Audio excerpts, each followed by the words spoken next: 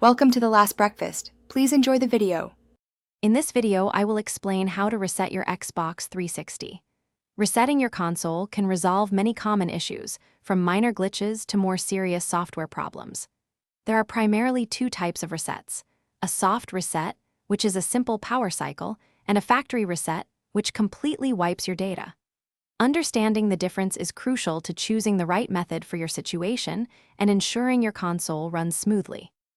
A soft reset is the easiest way to fix minor issues like freezing or slow performance without losing any data. Simply turn off your Xbox 360 by holding the power button on the console for about 10 seconds until it completely shuts down.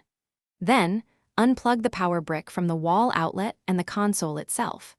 Wait for at least 30 seconds before plugging everything back in and restarting your system. This often clears temporary errors.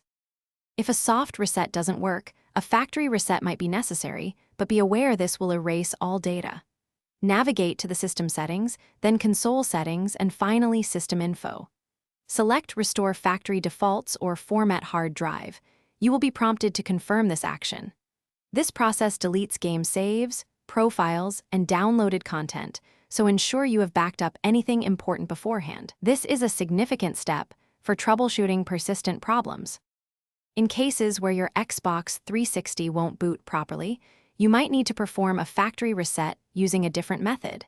You can sometimes initiate a reset during startup by holding specific buttons, or by using a USB drive with a system update file. This can help resolve critical system errors that prevent normal operation.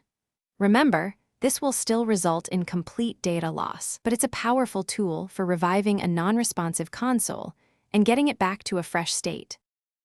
Thanks for watching. If this was helpful, leave a like and consider subscribing. See you next time.